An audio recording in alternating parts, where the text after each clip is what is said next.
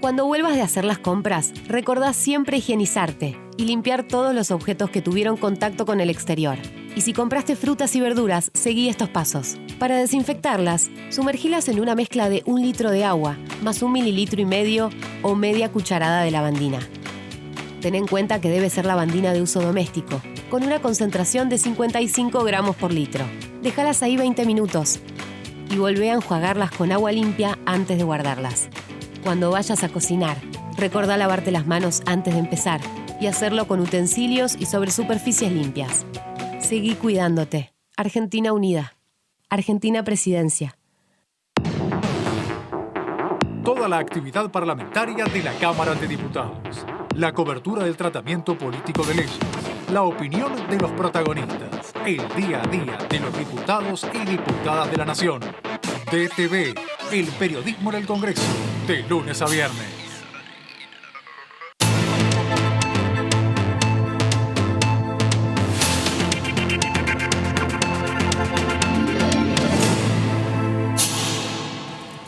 ¿Qué tal? Buenas noches, ¿cómo les va? Bienvenidos. Aquí comenzamos el resumen en Diputados TV. Los temas de este día, vamos a discutir distintos tratamientos que se han dado, algunos temas que son profundos, otros que se vienen, pero ustedes saben que aquí en el resumen le damos todos los detalles. En principio, repasamos los principales temas en títulos.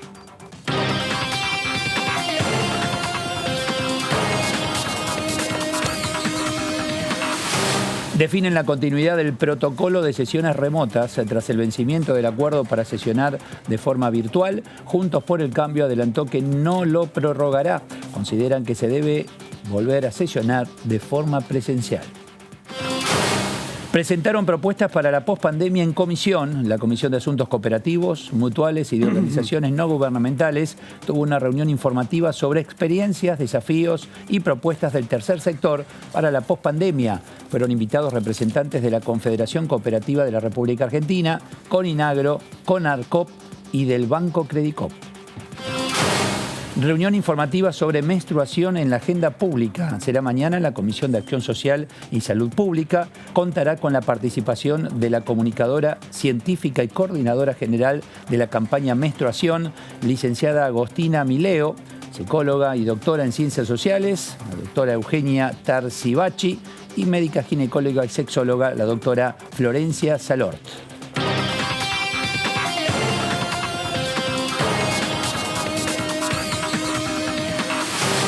Bueno, y el tema en principio tiene que ver con las sesiones virtuales. Ya vence el plazo que se había otorgado. Claro, nadie sabía que íbamos a llegar a esta instancia en relación a la pandemia, en relación a la cuarentena, en relación al aislamiento. Y a partir de ahora, bueno, más allá de los temas en cuestión, ¿qué se hace con el protocolo? Hola, Claudio, ¿cómo estás? Muy bien. ¿Qué tal, Leo? ¿Qué tal, bienvenido. Bueno, el principio, el tema es, ¿se prorroga o no? Unos dicen sí, otros dicen no, hasta acá llegamos. Totalmente. Y sería un nuevo intento para poder prorrogarlo después de todo el tiempo que estuvo funcionando. La gran diferencia tiene que ver con la profundidad de los temas que empiezan a aparecer. Hay una línea de tiempo en donde esta semana arrancamos con 8 reuniones de comisión, la visita del ministro de Obras Públicas, Gabriel Catopodis, para el jueves, pero la gran pregunta es cuándo la Cámara va a volver a sesionar, si va a retomar parte de los flecos que habían quedado colgando, que fueron parte de discusiones bastante duras en el recinto, como fue la ley de emergencia para la industria turística, o si a partir de las negociaciones que empezaron hoy, oficialismo y oposición acuerdan una hoja de ruta para poder trabajar y que el recinto pueda trabajar durante agosto. Tocaste el tema de turismo, ¿cómo está? Por un lado tenemos el aumento permanente de casos, de contagios, ya lo vamos a charlar en un ratito, le vamos a dar los números de acuerdo a lo que plantea oficialmente el Ministerio de Salud, pero estos temas que tienen que ver con lo económico es realmente muy complejo. Justamente lo quiso meter la oposición en la última sesión, Ajá. un poco por la ventana, una diputada del PRO salteña.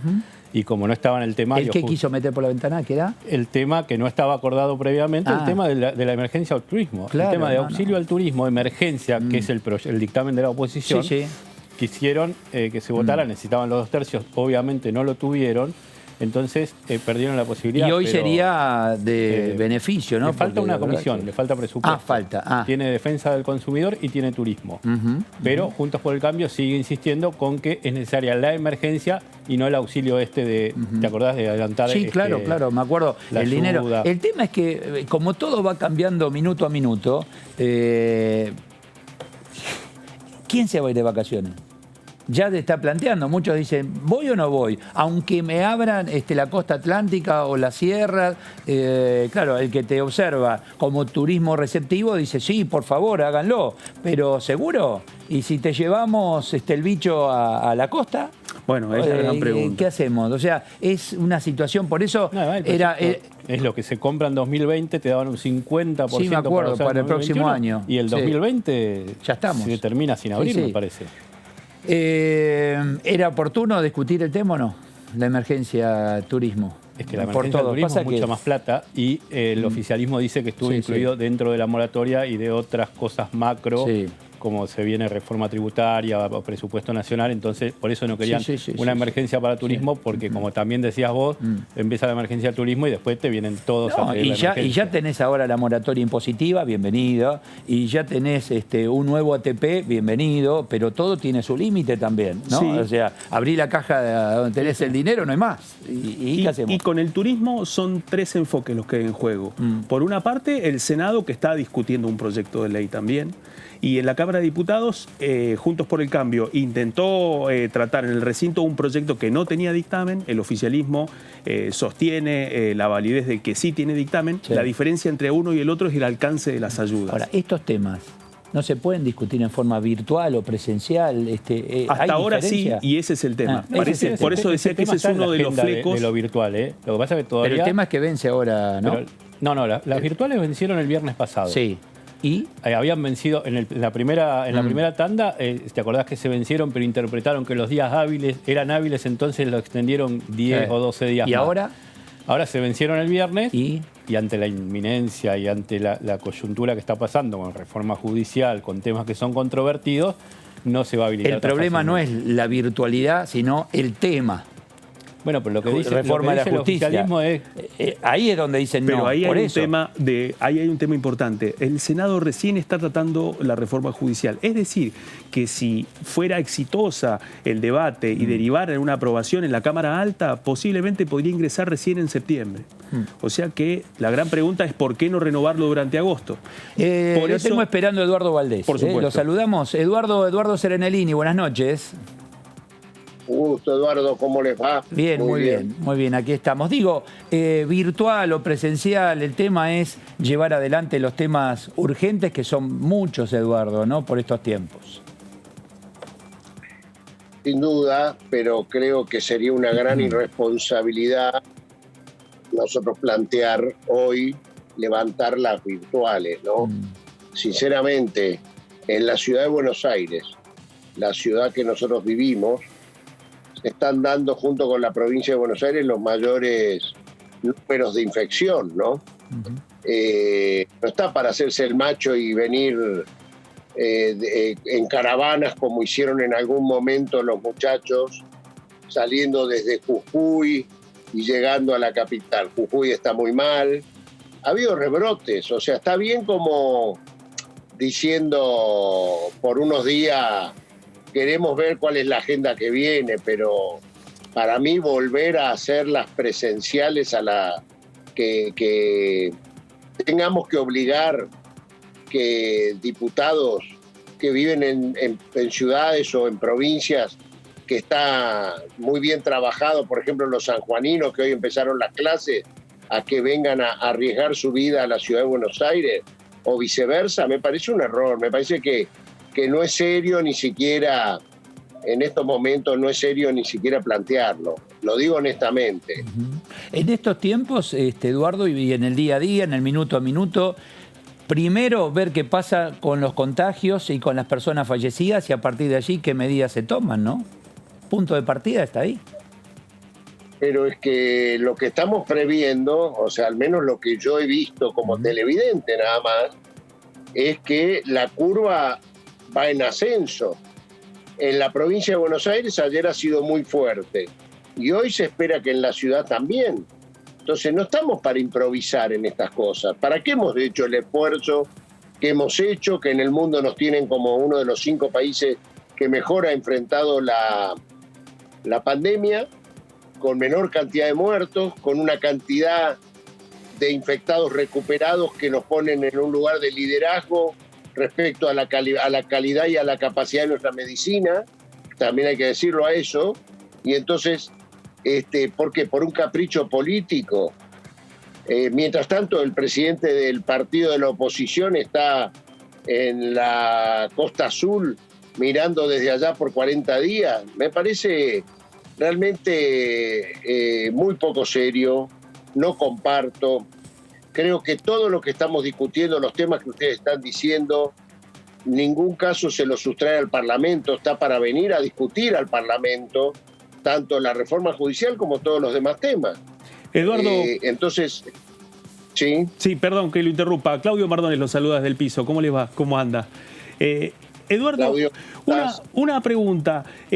Hoy la discusión entre oficialismo y oposición empezó a subir un poco de tono respecto a la renovación del protocolo. Sin embargo, distintos referentes de la oposición plantean de que hay un límite para la utilización del protocolo para las sesiones remotas que tiene que ver con el presupuesto. Sostienen de que el presupuesto para 2021 no se puede debatir en sesiones remotas. Eso implicaría que a partir de septiembre, si en este momento plantean su negativa, en septiembre plantearía una negativa mucho más cerrada a seguir utilizando el sistema de sesiones remoto. Quería preguntarle en primer lugar su punto de vista sobre esta posición de Juntos por el Cambio y por otra parte, cuáles son los puntos de coincidencia y si hay una negociación en marcha. Yo creo que hemos votado en la última sesión, creo que fue la ampliación del presupuesto. Y ha sido muy buena cómo se desarrolló la sesión y lo hicimos en forma virtual. Creo que es mucho más importante lo que fue la negociación de la deuda, que lo hicimos en forma virtual, que vino el ministro de Economía a plantearle a los diputados la propuesta que iba a llevar adelante, que le iba a llevar a los acreedores, que no se hizo nunca en la Argentina antes. Y la última sesión hemos votado por unanimidad aprobar la negociación. Eso ha sido mucho más importante, creo, que el discutir el presupuesto que viene, me parece, porque para las futuras generaciones de argentinos no dependen del presupuesto del año 2021, sino que dependían fundamentalmente de cómo va a ser la negociación, cómo terminaba la negociación con los acreedores externos. Y esto se ha hecho y se ha hecho muy bien. Así que no lo encuentro como un argumento a esto, lo del presupuesto. Encuentro como una chicana más que nada. No hay óbice. Yo lo que sí quiero es preservar la vida humana y la vida humana de los que piensan como yo, como de los que no piensan como yo. Yo vivo en la ciudad de Buenos Aires. O sea, yo no tengo alternativa. Yo estoy acá, a mí me costaría mucho menos que a ninguno ir al lugar, al recinto. Ahora, yo la verdad que trato de quedarme en casa la mayor cantidad de tiempo que pueda y hacer todos los trabajos que haya que hacer, si es necesario, en forma virtual. Eduardo, si no tengo... ¿Sí? ¿Cómo le va? Leonardo Fredes lo saluda.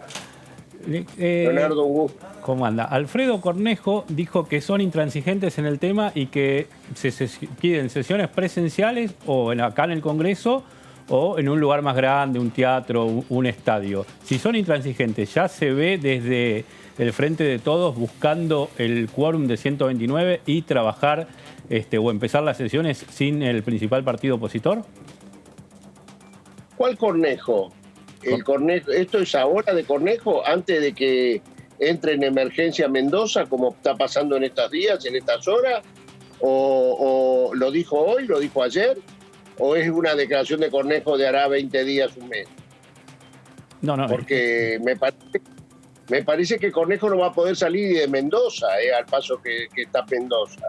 Entonces yo no sé qué pretende Cornejo. Cornejo es el mismo que se opone a la reforma judicial. Lean ustedes la reforma judicial que él hizo o intentó hacer en en Mendoza. Entonces, no, a mí me parece que lo mejor que podemos hacer, si de un mendocino se trata, y comparándolo con San Juan, que quede donde está Cornejo, que le dé el ejemplo a los gobernados mendocinos y que prediquen con el ejemplo, no con que yo soy poderoso y puedo ir a Buenos Aires cuando quiero. No, a mí no me parece bien. Eduardo, en medio de esta situación donde ya, bueno, se acordó con los acreedores, a partir de ahora, llámelo plan, llámelo proyecto, llámelo como quiera, ¿se van a sentar a una mesa multidisciplinaria para ver cómo sigue la historia económica,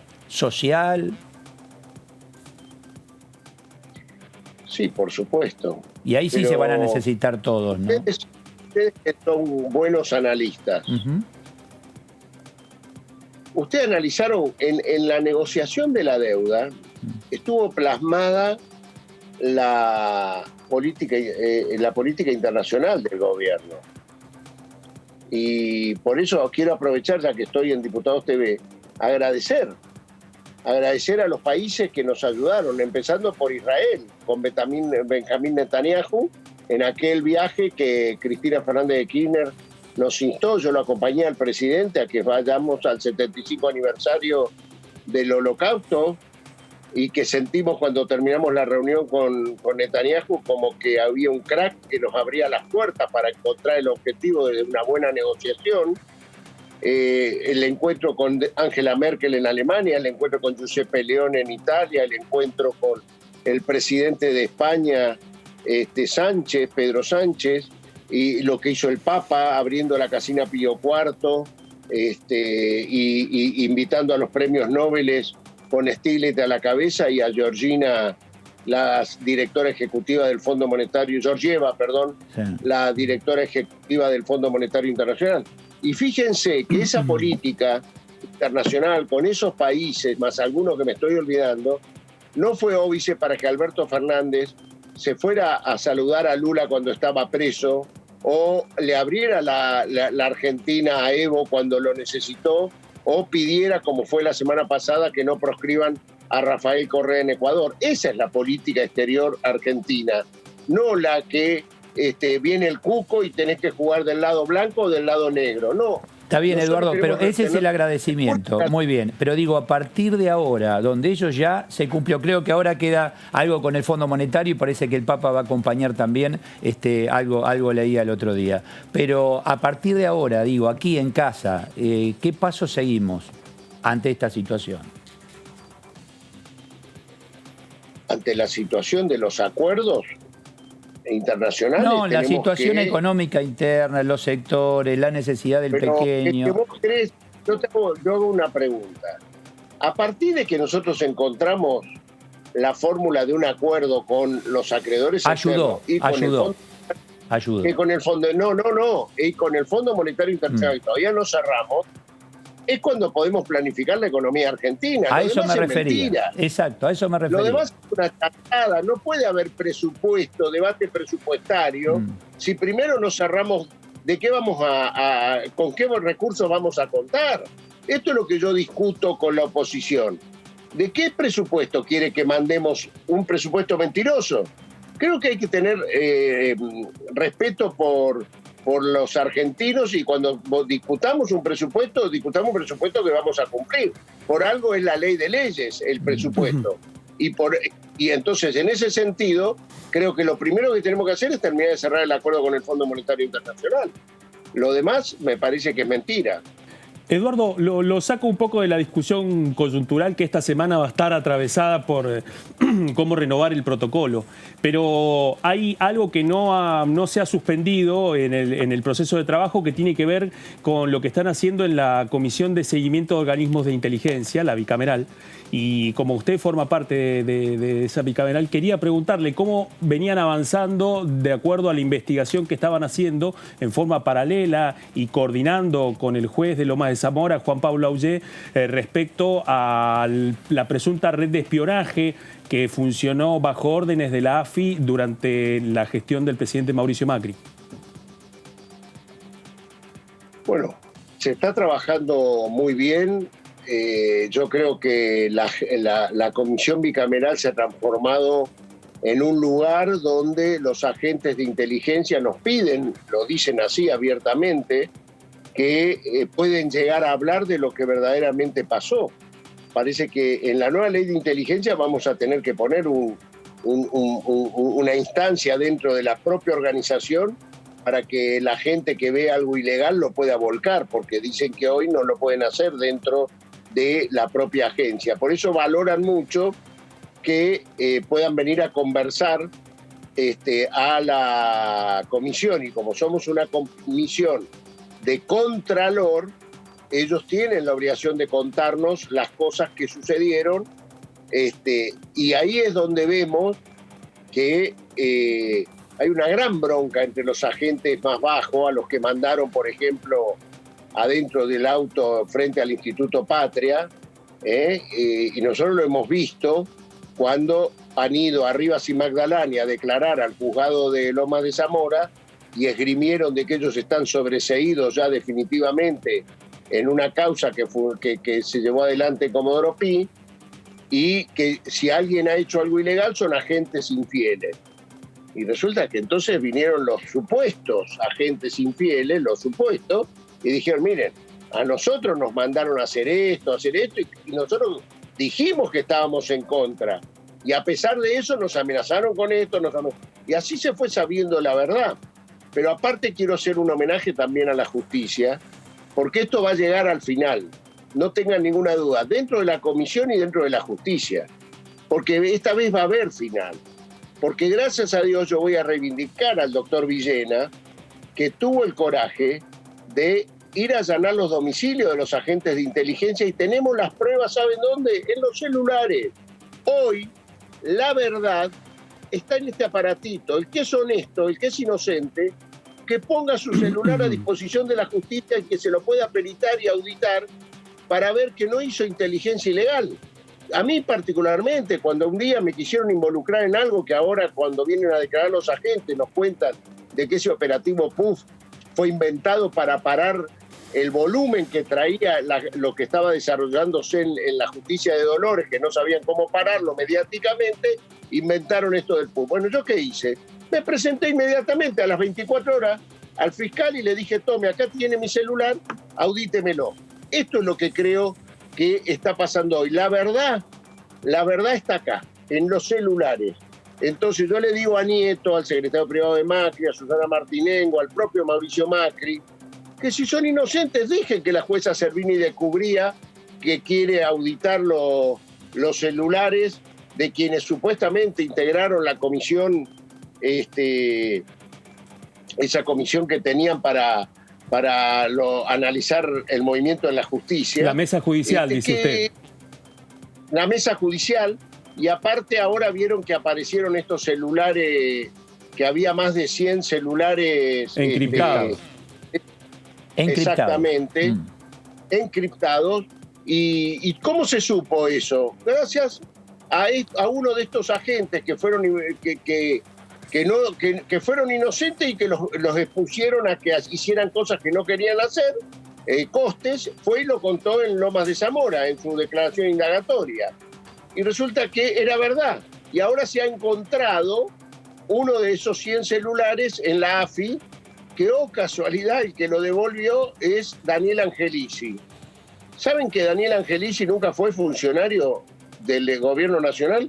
Entonces va a tener que explicar a Angelici por qué tenía un celular de la AFI, que encima lo pagaba la AFI, lo compró la AFI, lo encriptó la AFI y lo pagaba todos los meses para que el señor Angelici se comunicara con los otros encriptados e hicieran fechorías, porque no era...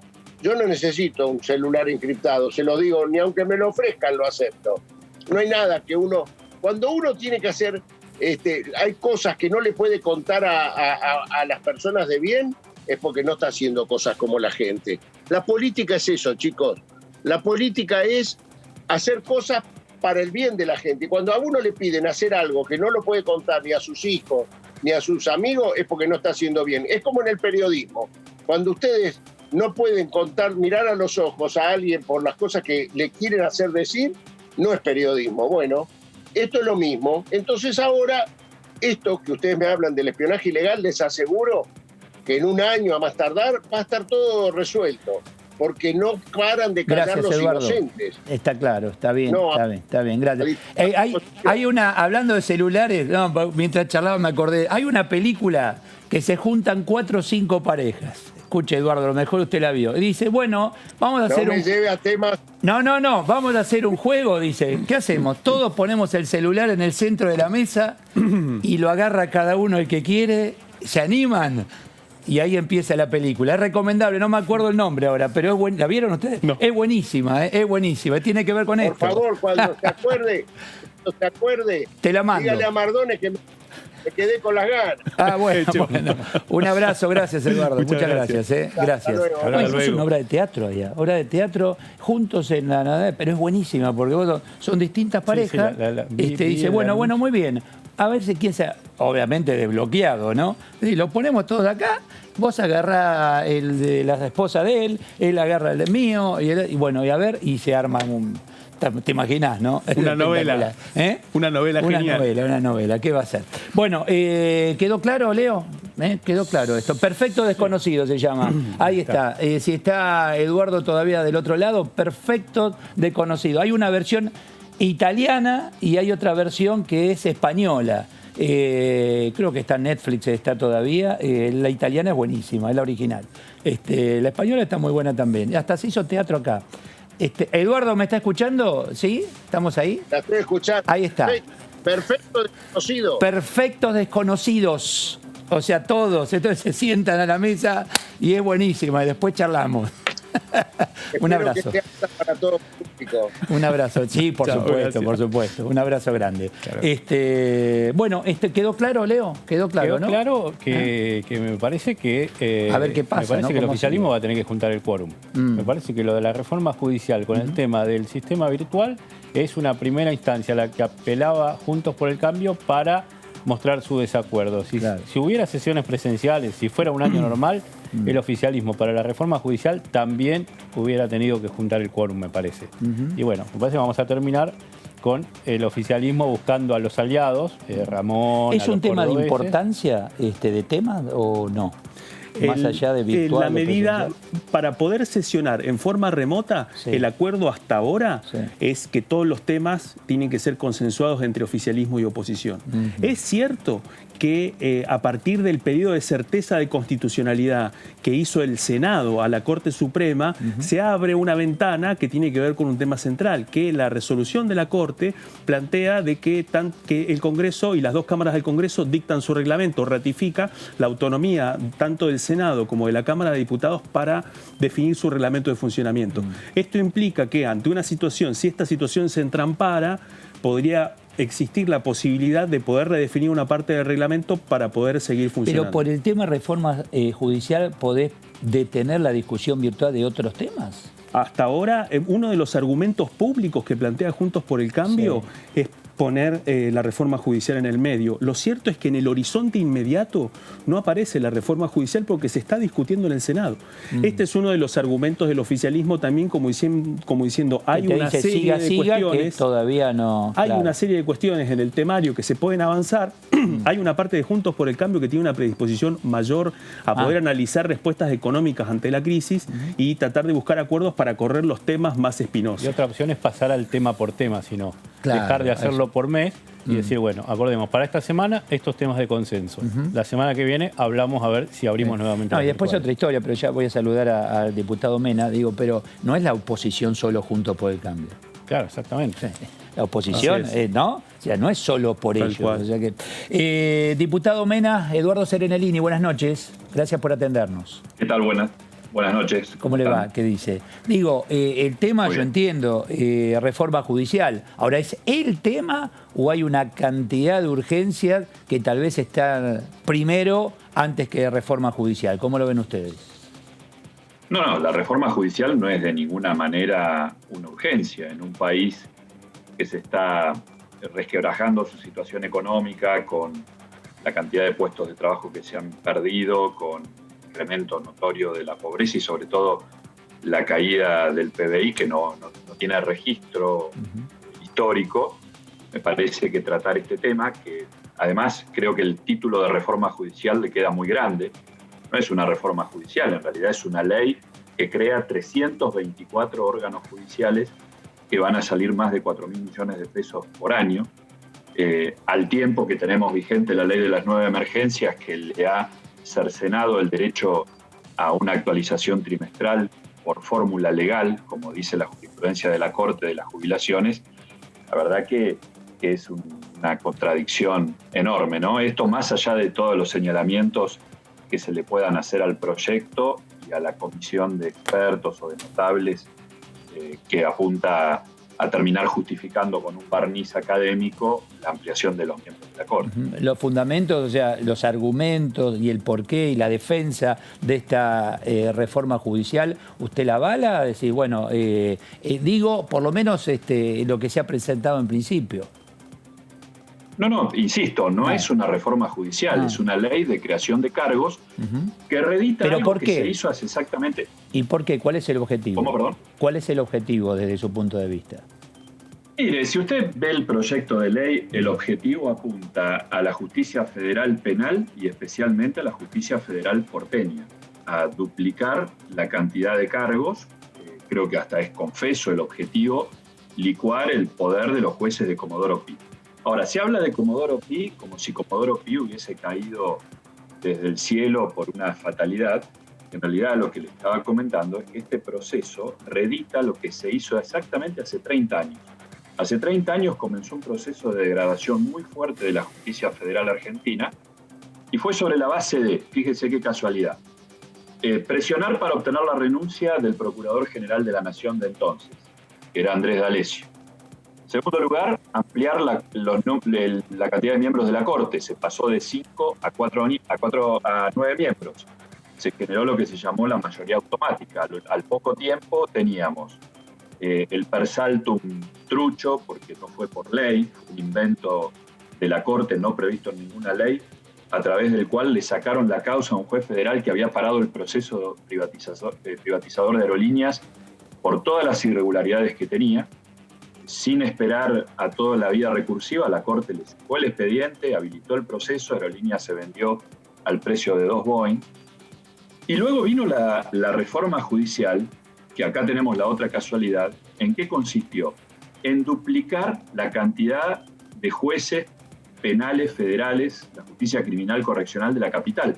Ahí nace Comodoro Pi, porque se habla de Comodoro Pi como si fuera, no sé, Comodoro Pi se tomó un edificio y que era de vialidad ahí en la avenida Comodoro Pi, justamente porque no alcanzaban los lugares para cubrir todos esos cargos que se habían creado. Se crea la Cámara de Casación en aquel momento. Y ustedes se acordarán seguramente cómo fue el criterio para seleccionar a los jueces. Había una jueza que se le preguntó, bueno, ¿cómo va a ir usted a la Cámara de Casación Penal si no es especialista en Derecho Penal? Que es famosa porque contestó, bueno, no sé Derecho Penal, pero voy a aprender. Nacían los jueces de la servilleta. Bueno, fue un proceso exactamente igual. Es llamativo que si se cuestionan los vicios, los defectos de Comodoro Pi, que ciertamente los tiene, y de los que se tienen que hacer cargo los que lo crearon, recordemos, Gustavo Vélez era funcionario en aquel gobierno, Arlañán era el ministro de Justicia en aquel gobierno, y tantos otros que hoy integran también el gobierno actual. Bueno, si Comodoro Pi funciona mal, ¿por qué no se hace valer la responsabilidad cuando existe la oportunidad sobre los jueces que tienen un mal desempeño? En lugar de duplicar el problema, lo que se va a pasar a tener acá es el mismo problema duplicado. Ciertamente no va a tener ninguna solución. Diputado, ¿cómo le va? Claudio Mardones lo saluda desde el piso. Le hago una pregunta. El proyecto de reforma judicial está siendo debatido en comisión, en 2 comisiones del Senado. Posiblemente ese debate va a llevar su tiempo en la Cámara Alta. ¿Qué sentido tiene insistir con la urgencia de la reforma judicial en el tratamiento en la Cámara de Diputados cuando una de las grandes preguntas tiene que ver con la renovación del protocolo para este mes? El oficialismo los acusa, y especialmente hoy, en donde la discusión pública empezó a subir de tono, el oficialismo los acusa de meter el tema de la reforma judicial precisamente por una razón política y para paralizar el funcionamiento de la Cámara. No, bueno, la reforma judicial no la metemos nosotros, la insertó en el debate el oficialismo, esto está claro. La Cámara de Diputados en realidad estuvo paralizada, porque es llamativo, a veces el oficialismo dice que no estuvo paralizada, a veces que sí. Lo cierto es que estuvo paralizada exactamente entre el 19 de marzo y el 13 de mayo, creo que fue cuando se sesionó virtualmente por primera vez, y fue porque hubo una resolución. Mire, le digo el número, la 615/20, que dispuso, usted la ley, dice el presidente de la Cámara, no los diputados, el presidente de la Casa, dijo que correspondía suspender las actividades por el tema del COVID.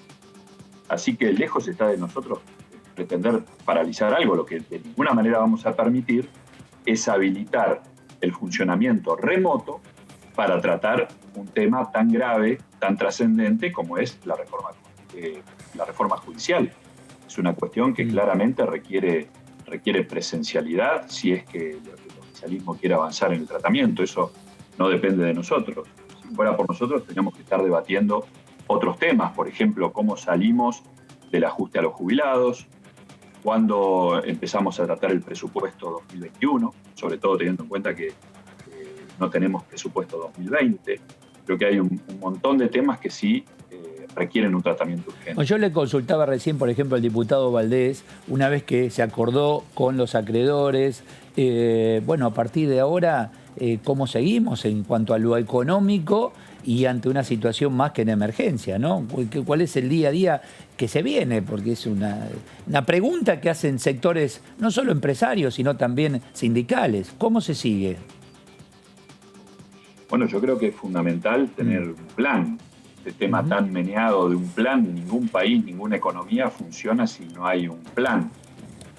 Y la herramienta fundamental de ese plan es la ley de presupuesto. Me parece que ahí debería estar puesto el esfuerzo. Es cierto que no está vencido el plazo para presentar el proyecto para el 2021, es el 15 de septiembre, pero si tenemos en cuenta, repito este dato, que no hay un presupuesto, está reconducido el del 2019, parece que ese debería ser el foco principal de la preocupación del Parlamento. Y la otra cuestión es cómo salimos de las emergencias que plantea la ley que se aprobó a fines del año pasado, que están generando dificultades severas. Hay otros temas muy urgentes, el turismo, por ejemplo. Yo soy autor de uno de los proyectos de ley que el oficialismo niega a tratar. El otro día no dieron el voto para tratarlo sobre tablas. Un sector muy importante, cuarto complejo exportador de la Argentina, emplea más de 750.000 personas a lo largo y a lo ancho del país. FEGRA, la principal cámara del sector, advierte que si no se toman medidas concretas están en riesgo de cierre. Fíjese bien, el 70% de los establecimientos hoteleros y gastronómicos del país. Hace pocos días cerró la agencia de viajes más antigua del país, más de 90 años de trayectoria. Me parece que son estos los temas de los que deberíamos estar hablando y no qué gambito se hace para meter 23 jueces más en la justicia federal de la ciudad de Buenos Aires. Sí, Leonardo Fredes lo saluda, ¿cómo le va? Ayer Leopoldo Moró decía ante este planteo de Juntos por el Cambio que era ridículo que la oposición pretendiera imponer el temario de la Cámara. O sea, hubo elecciones el año pasado, decía Moró aquí en Diputados TV, hubo un resultado, hay mayorías y minorías y el temario pues generalmente lo lleva el Ejecutivo o un gobierno y es el que marca la agenda. Ante esta respuesta, ¿qué dicen ustedes? Mira, en primer lugar me parece que eso es un absurdo, digamos. Todos tenemos el mismo derecho de proponer temas, todos somos miembros del Parlamento y lo hacemos desde lo que entendemos que es lo prioritario. Por supuesto que dirime el número, ¿no es cierto? Las mayorías, eso también es verdad. Pero bueno, hace un año se convocaban a sesiones especiales por planteos de quienes hoy son oficialismo, es decir, también estaba la misma pretensión y eso es legítimo de fijar un temario, es el rol lógico de las tensiones que hay en un parlamento, del mismo modo que se nos bloqueaba la posibilidad de sesionar y se nos retaseaba el quórum. Entonces, me parece que plantear quejas sobre ese particular, ya con casi 40 años de vigencia de la restauración democrática, es el juego lógico que se da en cualquier parlamento.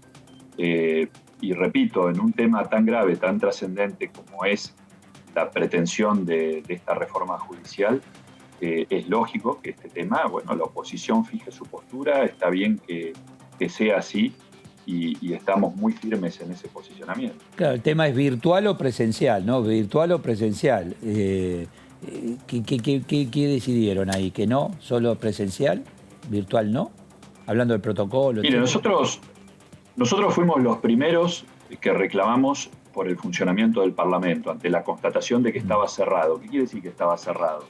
Que no se podía trasponer una puerta, que no se... Sí, eso desde ese punto de vista funcionaba.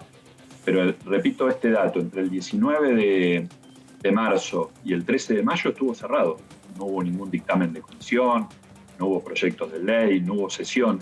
Nosotros nos vinimos desde nuestras provincias, caso 2.000 kilómetros en auto, porque concurrimos para pedir que se revisara esa resolución, la 615 de Presidencia de la Cámara. Eso alumbró un protocolo, no es el modo normal, ordinario, de que funcione una Cámara. Bueno, ante la situación se combinó en eso con 30 días de vigencia y el acuerdo ahí fue consensuar los temas, porque hasta hay una cuestión, una dificultad, el sistema no aguanta más de 6 horas, se retasea el uso de la palabra, se acota a límites ridículos. Imagínense discutir la reforma judicial con un límite de 5 minutos. ¿Cómo es posible? Ahora, Mena, una consulta, ¿no? Usted dice consensuar los temas, pero en la última sesión algunos diputados de Juntos por el Cambio proponen tratar el tema del turismo que no estaba consensuado. Entonces hay como una contradicción ahí. Bueno, ese tema en realidad tenía dictámenes en 2 comisiones, faltaba una. Pero creo que no es equiparable la trascendencia institucional, no por supuesto la afectación que motiva la situación del turismo, pero desde el punto de vista de la trascendencia institucional no es comparable. Y en definitiva fue una moción que hizo una legisladora, no fue una cuestión orgánica de un bloque. Bueno, son situaciones que pueden suceder, como son las cuestiones de privilegio, como son los pedidos de apartamiento de reglamento.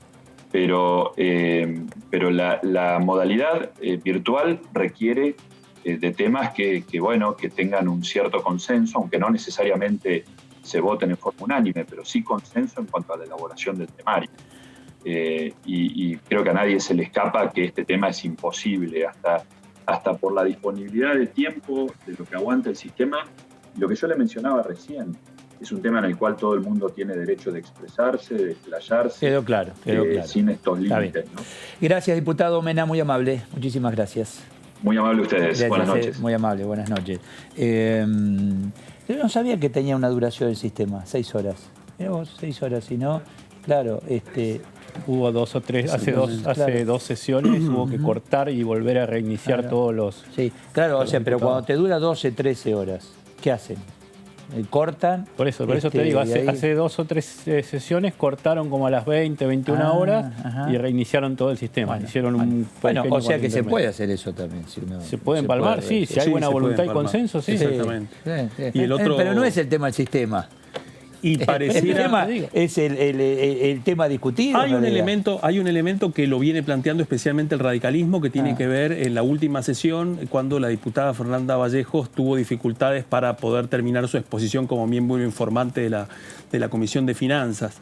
El diputado Carlos Heller le había cedido la palabra para que hablara y por un problema técnico no pudo hablar.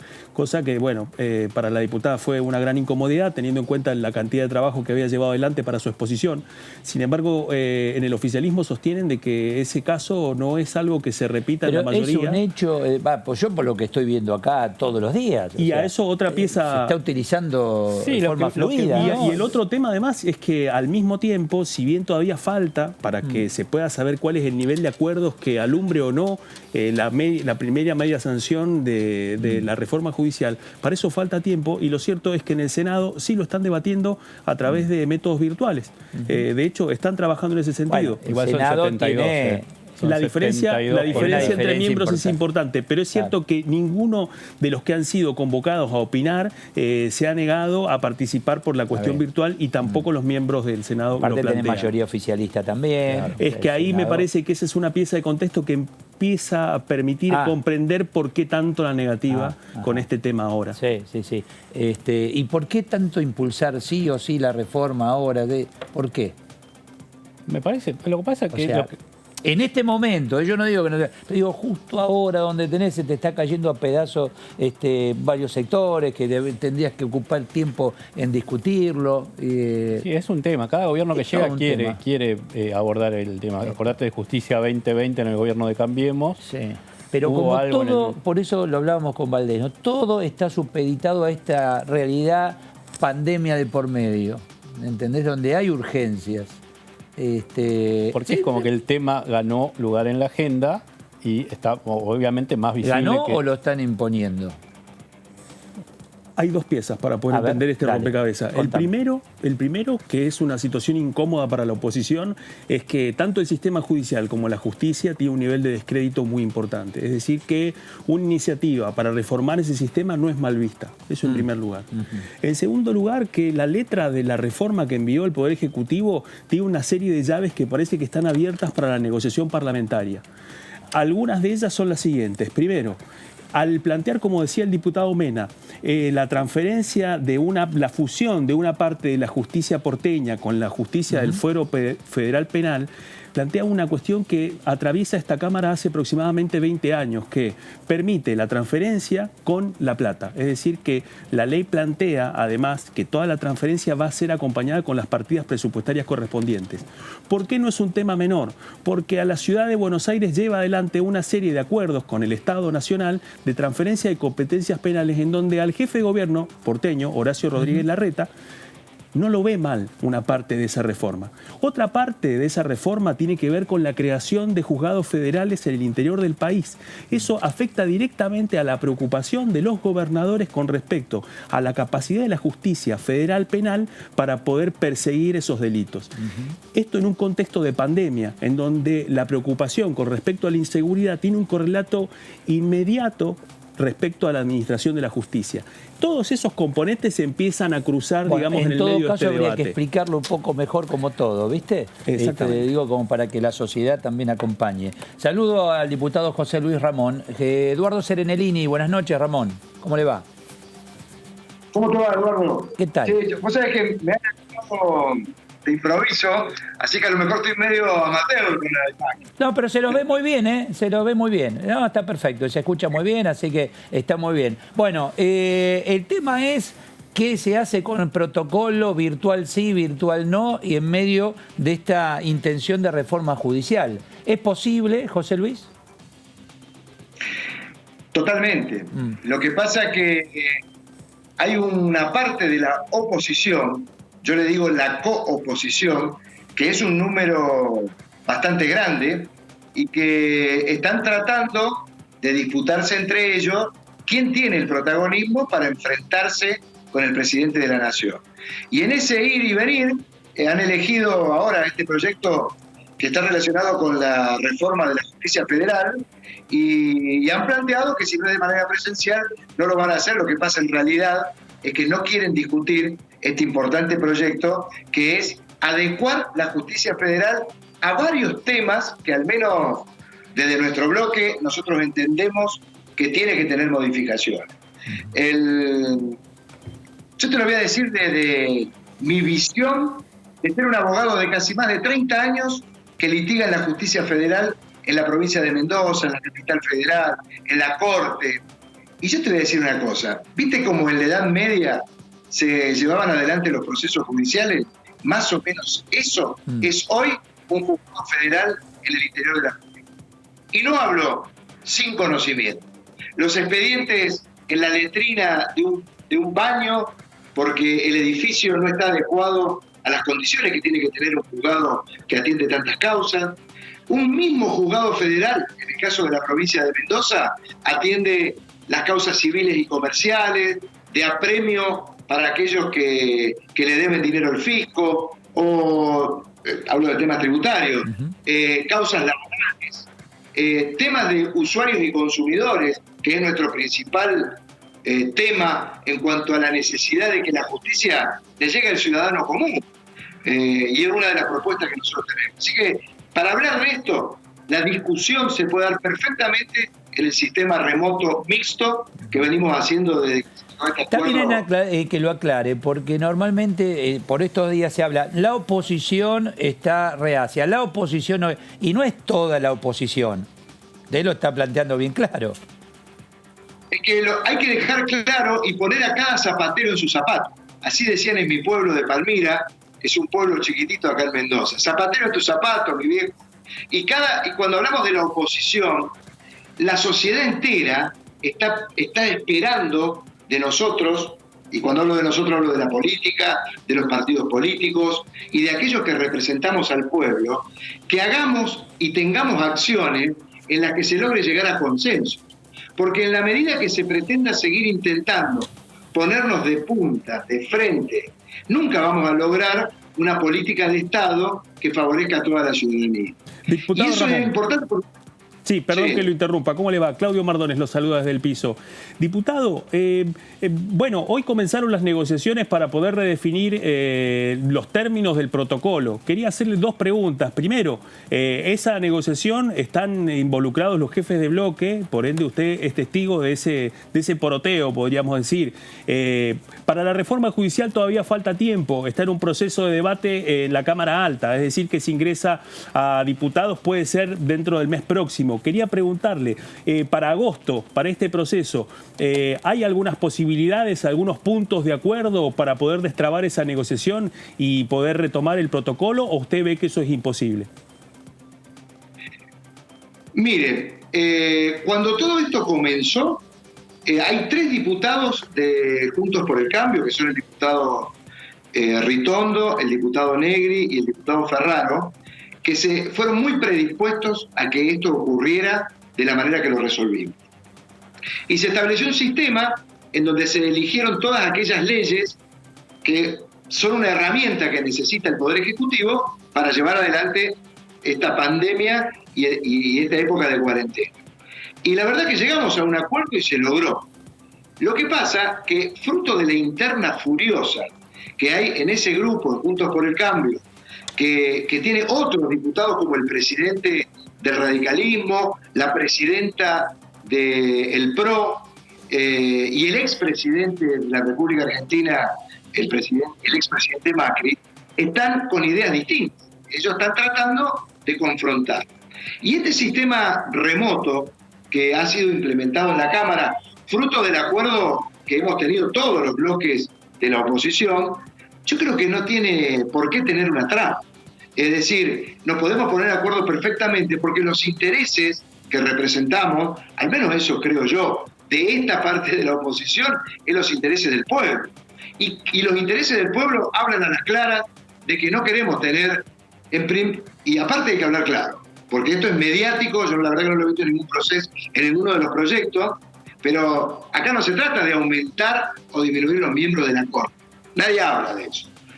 Eso es lo mediático. Acá se habla de que necesitamos terminar con esa justicia que ocurre en Comodoro Pi, influenciada por el poder político. Si queremos una república de verdad, el poder judicial, legislativo y ejecutivo tienen que estar perfectamente separados. Y el poder económico no se puede estar metiendo con los juzgados federales. El segundo, la justicia federal no puede seguir estando centralizada en la capital federal. Hay que mejorar los juzgados federales en el interior del país. Y en tercer lugar, la justicia federal le tiene que llegar al ciudadano común. Y eso no está ocurriendo. De manera tal que esta reforma es algo que lo está pidiendo a gritos una gran parte de la sociedad. Les doy un ejemplo para que le llegue al ciudadano común. Si usted tiene una factura de una de las empresas que provee la telefonía, ¿usted cree que puede ir a un juzgado federal a reclamar por esa factura? Mago tiene que ser. Y entonces, y sobre todo en esta época de pandemia en donde hay un sector de la sociedad muy grande, que son los nuevos excluidos, que necesitan tener sus reclamos y que sean atendidos por una justicia que no tenga la influencia ni de los que proveen los servicios ni de los que tienen el poder político. De manera tal que aquello que representamos al pueblo en la Cámara de Diputados, hay que sacarse cualquier fantasía de pretender estar en contraposición con el Poder Ejecutivo y ponernos a trabajar en una reforma que la está necesitando el pueblo para poder tener una justicia independiente, una justicia que no dependa del poder político de turno ni del poder económico que se apodera de la economía de la mano. Diputado, es muy claro esto. Diputado, le hago una pregunta puntual con el tema del protocolo. Si se llega a la instancia de que Juntos por el Cambio dice nosotros no queremos sesiones virtuales, solo queremos presenciales, y el oficialismo lo llaman a ustedes y a otros bloques minoritarios para firmar la continuidad de las sesiones virtuales, ¿ustedes firman? Nosotros no somos bloques minoritarios, somos bloques... Son bloques minoritarios en comparación a las dos mayorías que polarizan la Cámara. No digo que sea menor cuantitativamente. Yo te lo marco a propósito, porque acá hay que distinguir nuevamente como al principio, zapatero en tu zapato. Hay una parte de la oposición que no quiere acordar, que quiere confrontar. Acá hay bloques que queremos sesionar de manera remota y mixta, y así lo vamos a hacer saber al presidente de la Cámara. Y te doy una primicia. En el día de ayer, con la diputada Alma Zapag, hemos firmado un proyecto de ley en donde el protocolo de las sesiones remotas lo sea a través de una ley y que no dependa de que un bloque estrellita quiera funcionar o no, que nos meta en este brete en el que estamos ahora. Está bien, es un poco adelantar lo que le estoy preguntando. Es decir, si lo votamos por ley porque juntamos una mayoría para votar eso, es porque pueden prescindir de Juntos por el Cambio para avanzar con el protocolo. Te lo contesto. El pueblo está esperando que la Cámara de Diputados sesione. Nosotros vamos a poner todo lo que sea necesario para que estas sesiones remotas, mixtas, sigan funcionando en la Cámara. Hay un tema en relación a toda esta charla que estamos teniendo, José Luis, que es la comunicación. ¿Cómo se comunica el tema reforma judicial masivamente? Es muy importante, no todo el mundo entiende esto que usted acaba de explicar por reforma judicial. No todo el mundo lo entiende. Van al gasto, la erogación de dinero por juez, dice, pero no solo jueces, también fiscales, o sea que se va al dinero y no tanto al objetivo localidad por localidad, bien federalizado, etcétera, ¿no? ¿Querés que te dé un ejemplo? A ver. ¿Querés que te dé un ejemplo? Yo estoy harto de la puerta giratoria. Viste que cuando se habla de la justicia, sí, dice, estoy harto de la puerta. Sí. Bueno, pero ¿sabés de qué puerta giratoria yo estoy harto? De aquellos disfrazados de empresarios que se esconden detrás de sociedades anónimas y se transforman en unos señores que utilizan el poder económico y político para hacerle trampa al bolsillo de la economía de cada familia. No es un tema menor eso. Vos fijate que han hecho trampa, te doy un ejemplo. Hay una empresa que se llama Ecogas, distribuidora de gas Cuyana, que en el año 2016 lograron el aumento tarifario en todo Cuyo, Córdoba, San Luis, Mendoza, San Juan y Catamarca. Se embolsaron la plata del aumento tarifario. Hicimos una denuncia en Comodoro Pi y yo les hago la pregunta a ustedes. ¿Saben qué pasó con la denuncia esa que se hizo? No. No pasó nada. Porque en Comodoro Pi las causas que avanzan son las causas que están relacionadas con la habilitación o no del poder político.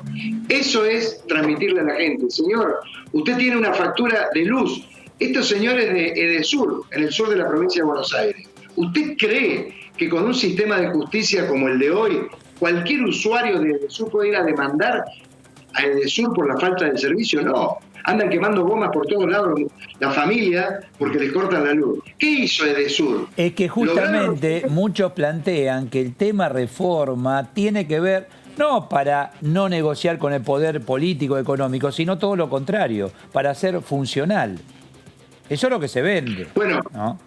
En ese caso, sí, yo te voy a decir una cosa y se lo digo al presidente Alberto Fernández, al presidente de la Cámara Sergio Massa y a quien fuere, que no van a contar con nuestro apoyo.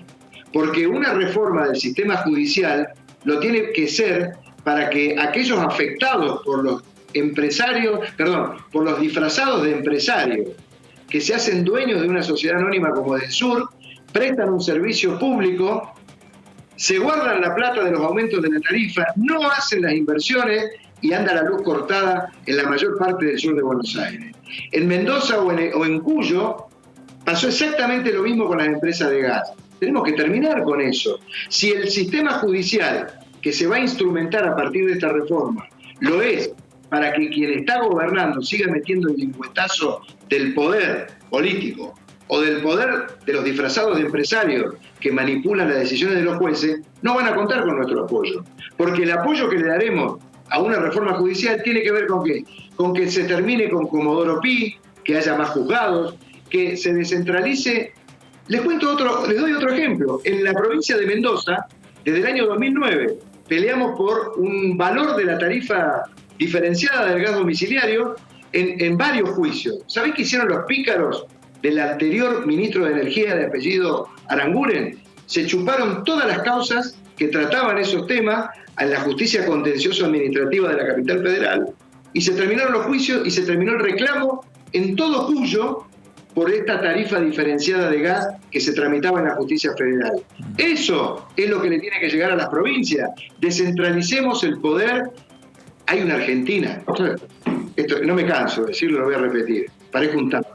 La Argentina comienza después de la General Paz y de los 3 anillos del conurbano bonaerense. Muchos colegas suyos me han respondido cuando le pregunto si existe la independencia de poderes en la Argentina. ¿Usted qué responde? Que no existe. En esta justicia actual, el poder político hace lo que se le ocurre en los juzgados federales. Esto es así. Y tenemos la autoridad para decirlo. Y a su vez, durante los últimos 4 años del expresidente Mauricio Macri, la justicia federal, tanto en Comodoro Pi como en los juzgados que funcionan en el interior de la Argentina, fueron manipulados por el poder de los disfrazados de empresarios que ocupaban su cargo de accionista en sociedades anónimas que prestaban los servicios públicos en la Argentina. Y esto se lo digo con la autoridad de alguien que ha hecho las denuncias y cuyas denuncias no se han movido ni un centímetro porque esos jueces están protegiendo el interés económico de esos disfrazados empresarios que se han aprovechado de la economía de cada una de las familias a lo largo y a lo ancho de la Argentina, por sobre todas las cosas, las que viven fuera de Cava, General Paz y los 3 anillos del conurbano bonaerense. Diputado Ramón, le hago una pregunta. Recién mi compañero Leonardo Fredes le preguntaba sobre la vigencia del protocolo y usted nos cuenta, a modo de primicia, que presentaron un proyecto para poder aplicarlo por ley. ¿Cuáles son los principales puntos de ese proyecto que usted nos estaba comentando y cómo sería la forma de abordarlo en este escenario cuando la gran discusión es que no se puede tratar nada que no tenga consenso de los bloques mayoritarios para poder avanzar? Bueno, justamente ese proyecto lo único que no tiene es el tema del consenso. Es decir, el protocolo fue hecho de manera objetiva a través de, bueno, ustedes son testigos, duró bastante tiempo la negociación respecto de la redacción de ese protocolo. Y la verdad que las garantías de que un diputado esté ubicado en el rincón de la Argentina que fuere, se puede conectar de manera directa en una reunión de comisión o en una sesión especial o general de la Cámara de Diputados. Y está demostrado en las últimas reuniones que hemos tenido en las comisiones y en las sesiones de la Cámara que se puede establecer una conexión segura y una identificación perfecta de cada uno de los diputados al momento de expresar lo que tenga que decir en su tiempo de discurso y de manifestarse a través del voto de un sistema cuya seguridad al menos ha sido del 100% en todas las sesiones que hemos tenido. La sesión mixta es posible. Y hay algo más. Cuando nosotros proponíamos que fuera mixta, era justamente lo que le garantiza a aquel diputado que está asistiendo al recinto de manera remota, que sepa que hay un diputado de su bloque, el presidente de su bloque, asistiendo a la legalidad que tiene que tener todo el procedimiento desde el quórum, la discusión y la votación. Hasta ahora eso ha resultado positivo y nosotros estamos en ese proyecto en que eso tiene que avanzar. Gracias, Ramón. Muchísimas gracias. Buenas noches. Improvisado, pero salió perfecto. 10 puntos. Salió muy bien. Yo no podía creer. Estamos acá haciendo equilibrio. Bueno, está muy bien. Gracias, muchísimas gracias. ¿Hacemos una pausa, muchachos? Por favor. Sí, hacemos una pausa. Tenemos más resumen en este día.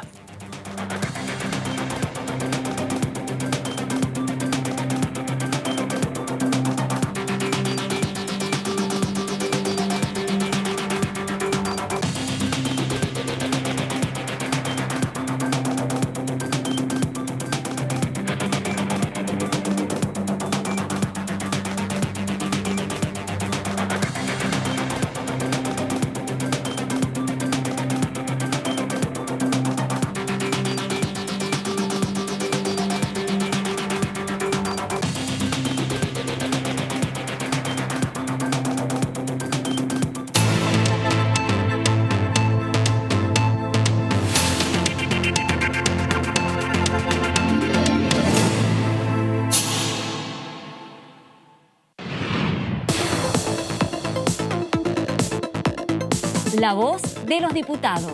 La voz de las diputadas. La voz de la oposición. La voz de los que quieren cambiar la realidad. La voz de los que quieren una Argentina mejor. Tu voz en el Congreso. DTV, el periodismo en el Congreso, de lunes a viernes. Al virus lo frenamos entre todos. Al virus lo frenamos entre todos. Al virus lo frenamos entre todos. Al virus lo frenamos entre todos. Al virus lo frenamos entre todos. Al virus lo frenamos entre todos. Al virus lo frenamos entre todos. Al virus lo frenamos entre todos. Al virus lo frenamos entre todos. Al virus lo frenamos entre todos. Al virus lo frenamos entre todos.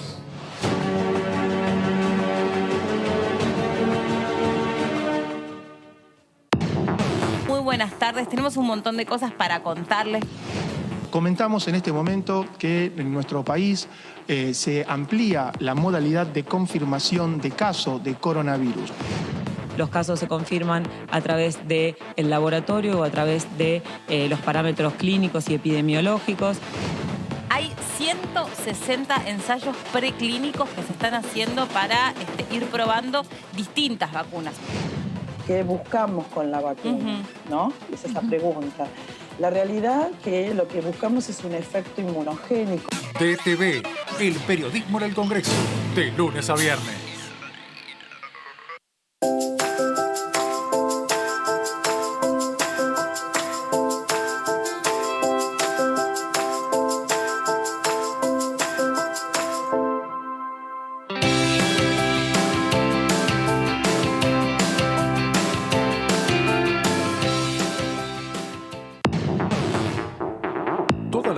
Parlamentaria de la Cámara de Diputados. La cobertura del tratamiento político de leyes, la opinión de los protagonistas, el día a día de los diputados y diputadas de la Nación. DTV, el periodismo en el Congreso, de lunes a viernes. Este sos vos. Hoy decidiste no quedarte en casa y pusiste en riesgo de contagio a 3 personas más. Ahora Juli, Fabi y Rubén tampoco se quedan en casa y pueden llegar a contagiar a 3 personas más cada uno. Esa es la forma en la que crece la famosa curva de la que todos hablamos. Quedándote en tu casa, evitas contagiar a muchas de estas personas y la curva baja. Así nos permitís preparar el sistema sanitario para atender a los contagiados y contagiadas. Quédate en tu casa. Argentina Unida. Argentina Presidencia. Toda la actividad parlamentaria de la Cámara de Diputados. En la Cámara de Diputados de la Nación, la información es mucha. La cobertura del tratamiento político de leyes. En el recinto. En pasos perdidos. La opinión de los protagonistas. en comisiones. En los despachos. El día a día de los diputados y diputadas de la Nación. Y nosotros tenemos la mejor información. DTV, el periodismo en el Congreso, de lunes a viernes. Durante todos estos días habrás escuchado que queremos achatar la curva. ¿Pero qué significa? Que estamos tomando las medidas necesarias para que los contagios en Argentina no se produzcan todos al mismo tiempo. La cuarentena obligatoria es la única forma que tenemos de bajar la cantidad de contagios y evitar que todos nos contagiemos a la vez. Así, mientras más chata sea la curva, mejor va a poder reaccionar nuestro sistema sanitario. Por eso insistimos tanto para que te quedes en tu casa. Quédate en casa. Cuidarte es cuidarnos. Argentina Unida. Argentina Presidencia.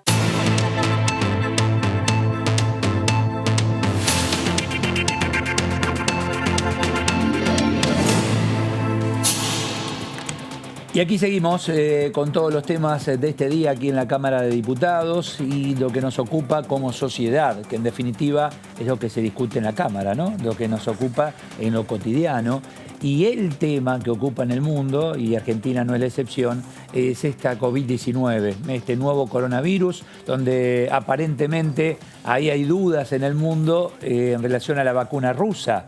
Que sí, que no, que está. Putin dijo, no, ya vacuné a mi hija, de hecho está, pero el mundo, paralelamente al mundo de la salud está el mundo de los negocios. Entonces todos dicen, yo también tengo la vacuna, Rusia lo tiene, bueno, toda esta historia. En el mientras tanto, aquí en la República Argentina hay necesidades necesidades en medio de un crecimiento. No podemos hablar de pico, porque el pico, dicen los que saben, lo vamos a ver cuando comienza a descender la curva. Por ahora está en ascenso permanente. Día a día vamos dando nueva cantidad de contagiados, lamentablemente cantidad de fallecidos. En cuanto a fallecidos no, pero en cuanto a cantidad de infectados, ya superamos a Italia. ¿Sabían eso? Ya superamos a Italia. En cantidad de muertes no, en cantidad de muertes Italia quintuplica la cantidad de fallecidos que tenemos en Argentina. Ahí algunos científicos dicen, bueno, tiene que ver porque Italia, en la región donde pegó fuerte este coronavirus, es más longeva que la sociedad argentina, en esa zona de Italia, en esa zona de Europa. En definitiva, lo que nos pega de cerca, y no solo en la zona AMBA, sino empezó a perjudicar y mucho el interior del país. Miren lo que ocurrió con Jujuy, Leo. Exactamente. Jujuy hoy está en una situación, lo ha dicho el propio gobernador, prácticamente de colapso sanitario. Sí, está como pidiendo auxilio, Morales. Sí, claro.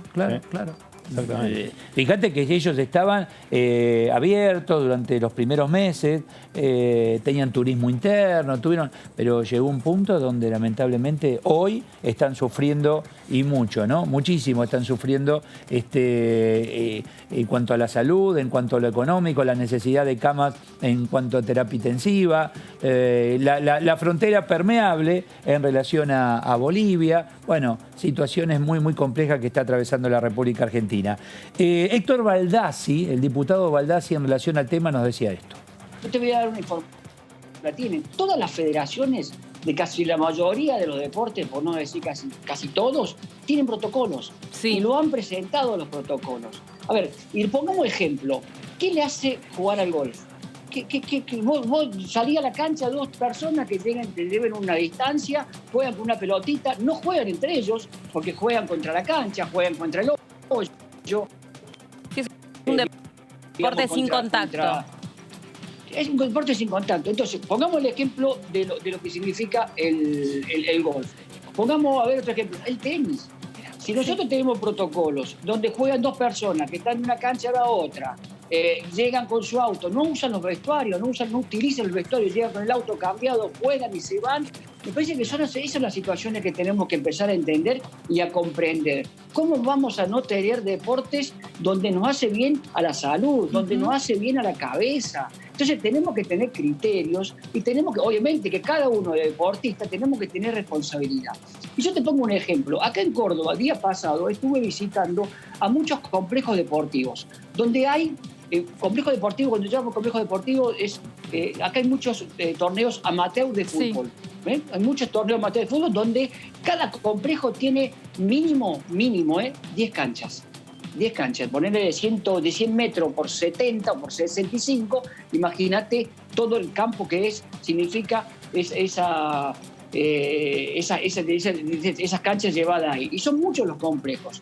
Entonces, y vos ves después las imágenes en Córdoba, donde el Parque Sarmiento, por ejemplo, el que no conoce para hacer algo comparativo, es como el Rosedal, acá en la ciudad de Córdoba, todos van corriendo y todos se pasan, o algunos se chocan, y ahí tienen la posibilidad de que, porque ellos tenían los protocolos, tenían estudiado y habían dicho todo con respecto a profesores de educación física, y le habían presentado al COE de la provincia de Córdoba de que vinieran a entrenar 4 personas por cancha, sin pelota, pero que vinieran a hacer la actividad física a los terrenos y no someterlo a la posibilidad de que vayan a correr al Parque Sarmiento. Entonces, esas son las cosas que también obviamente no tienen sentido y que hay que estudiar y hay que sentarse a dialogar. Si nosotros tenemos hoy la posibilidad virtual de poder comunicarnos, nos comuniquemos con todos y busquemos una solución a cada deporte. No estamos hablando de que juguemos en cancha chica al fútbol.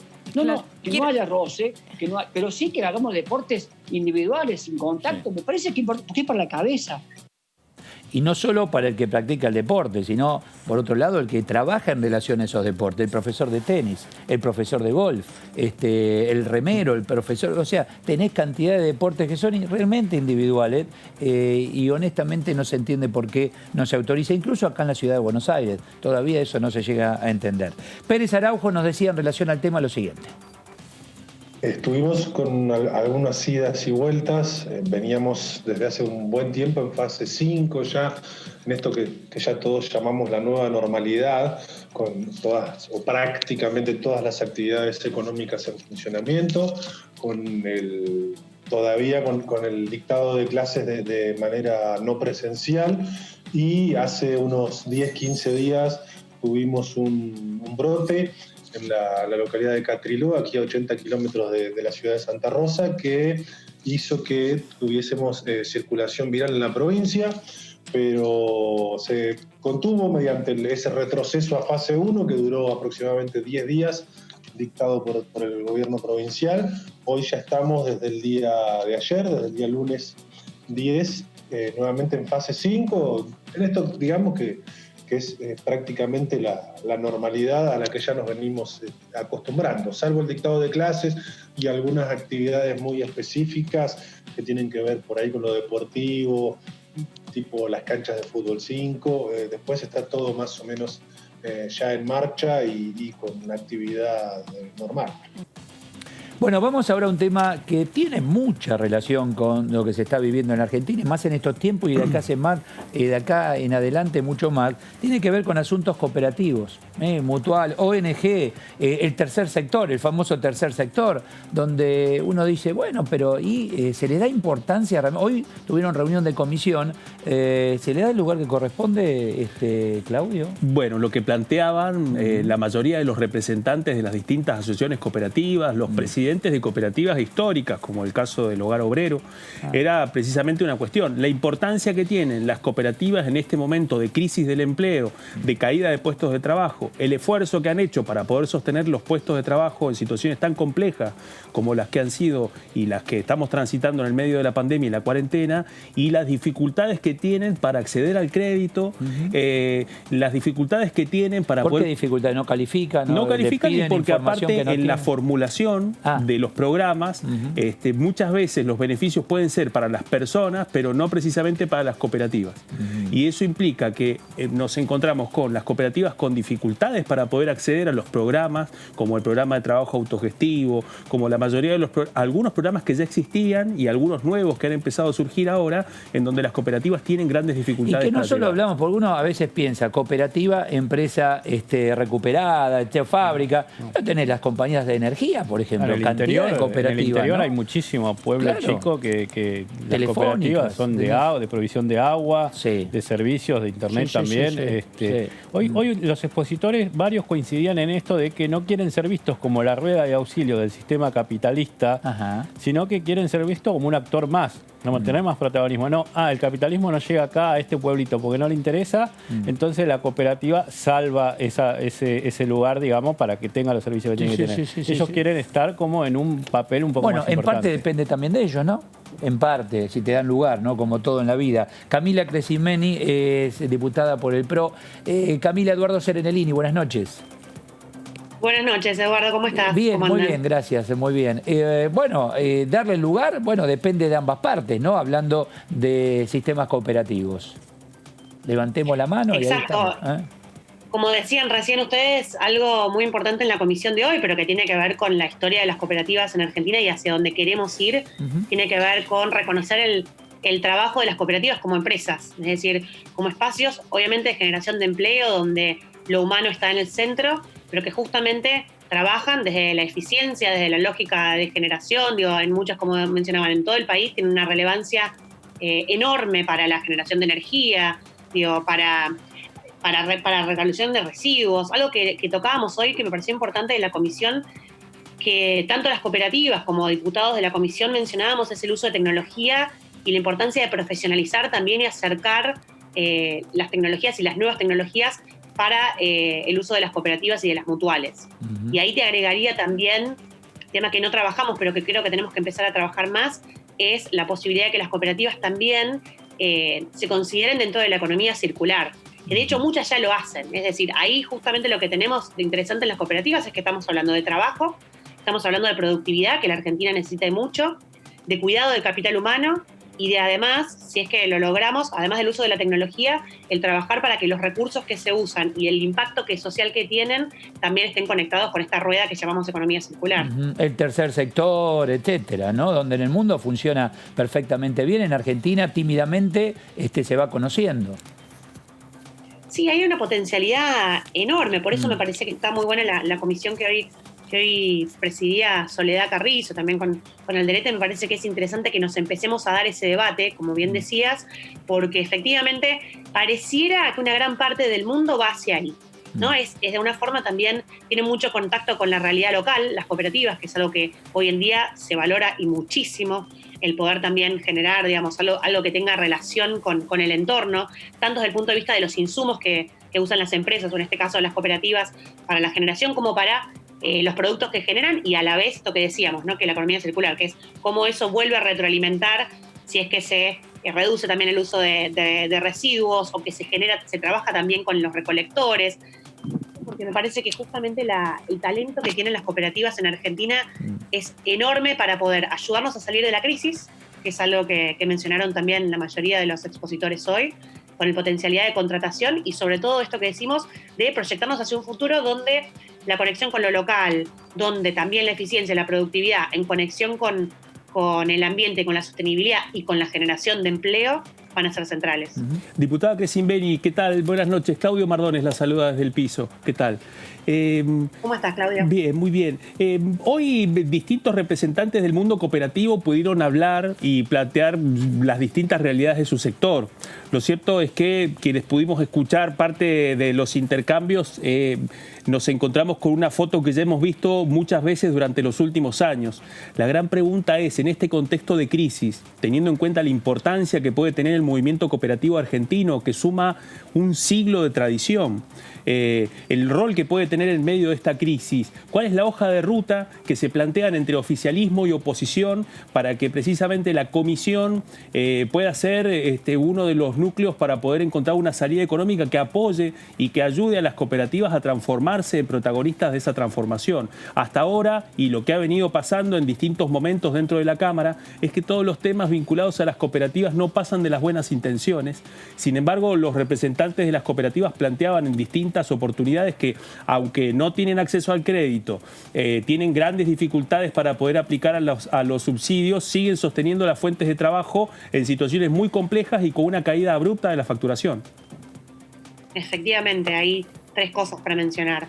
Para empezar, estamos haciendo un ciclo de reuniones. La próxima semana trabajaremos con mutuales, la siguiente con ONGs y fundaciones, justamente porque lo que estamos tratando de hacer es un diagnóstico de la situación actual de las cooperativas y también de trabajar en conjunto, como bien decías, en proyectos que puedan de alguna forma incluir a las cooperativas en muchos programas que a veces se generan de asistencia a créditos y muchas veces vos decías antes que están destinados o a personas o a grandes empresas, ¿no? O a pymes, pero que muchas veces por normativa o por algún motivo están excluidas las cooperativas de poder aplicar. Entonces ahí creo que va a ser el kit de la cuestión para el trabajo que tengamos en estos meses junto con las cooperativas, porque lo tenemos que trabajar en conjunto y evidentemente a través de los distintos sectores políticos para que se haga honor también. La mayoría de los expositores hoy mencionaban que no dejaron ir a ningún trabajador, es decir, que hacen un esfuerzo enorme porque, como decíamos al principio, lo humano está en el centro para las cooperativas, ¿no? Es decir, son empresas, de una forma son empresas B, es decir, porque lo primero que ponen en el centro es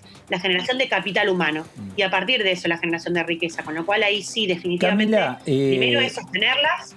Y justamente, y capital humano, ya no se dice recursos humanos, ¿no? Ahora el capital humano, digo, con la necesidad de empleo, con la necesidad económica, con la sociedad argentina que señala, y me incluyo, porque cuando uno comete errores también hay que decirlo, señala, mirá, este vaguito cobra los planes y no trabaja. Bueno, ¿puede ser un camino, puede ser una alternativa válida? ¿Hay predisposición por parte de esa gente de poder ocupar este rol?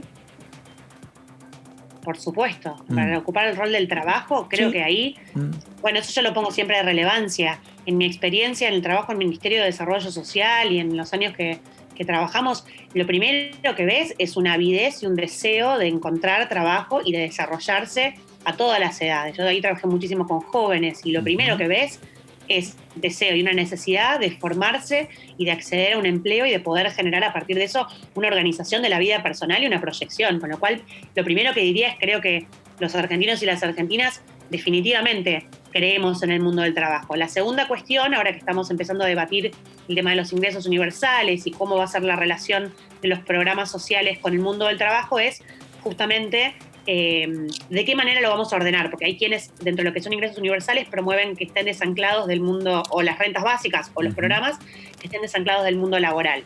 Me parece que en este contexto, donde justamente el empleo va a ser central para proyectarnos, para salir, creo que las cooperativas tienen no solo mucho que aportar a esta discusión, sino mucho para hacer en conjunto. Justamente porque tienen la experiencia de haberlo hecho, no solamente en los últimos 20 años o en el post-2001, ¿no? Como vos bien decías, hace décadas, donde el trabajo comunitario y cooperativo se une con la necesidad de productividad o la necesidad de generar eficiencia en los servicios y en los productos para incorporar la dimensión del trabajo. Así que o ahí sea, lo sacás de la fábrica de pobres, lo sacás del clientelismo político para llevarlos a trabajar, en principio, de esta manera. Pueden trabajar de otras, pero acá tenés aceitado ya el trabajo y de hecho en comisión, y seguramente aquí avanzarán, porque hoy levantaron la mano, recién lo decía muy bien Claudio, nos tienen que dar un poco más de lugar, o un poco bastante más de lugar. Por eso ahí creo que es al revés, más que nosotros decidir qué hay que darle a las cooperativas, es justamente hacer estas reuniones para entender lo que las cooperativas necesitan para funcionar, porque solas lo hacen. Entonces ahí lo que se trata es de que el Estado, en todos sus poderes, acompañemos ese esfuerzo que ya está sucediendo para sostener el trabajo y para darle una vida digna a tantas argentinas y argentinos. Entonces, definitivamente me parece que es al revés, que es nosotros estar atentos a la necesidad del sector, y obviamente ahí vamos a necesitar que el Ejecutivo justamente acompañe también y tome decisiones en ese sentido. Nos van a encontrar nosotros trabajando, justamente cooperando para poder lograrlo. Diputada, uno de los temas que se hablaron hoy en la comisión precisamente fue el que plantearon los representantes de las cooperativas de trabajadores de prensa y especialmente de los medios chicos del interior del país, que en muchos casos son cooperativas, y planteaban un tema que ha atravesado esta Cámara muchas veces, que tiene que ver con el costo del papel, que es fijado por un oligopolio que controla Papel Prensa, cuya propiedad es 50 y 50 entre Clarín y La Nación. Se lo pregunto porque además esta Cámara además tiene una comisión precisamente para seguir el costo de Papel Prensa, que lleva un largo tiempo inactiva y sin funcionamiento. Sin embargo, el costo del papel es un insumo básico para la existencia de muchos medios, y eso implica también una garantía a la libertad de expresión. Quería preguntarle en ese sentido, ¿cuáles son las alternativas que barajan ante el planteo que han hecho los representantes de las cooperativas ante la dificultad del costo del papel y la inaccesibilidad que pone en peligro la existencia de esos medios? Bueno, justamente ahí lo mencionamos de costado, pero yo quizás por millennial, pero me parece importantísimo acompañar la transición a lo digital también de los medios locales.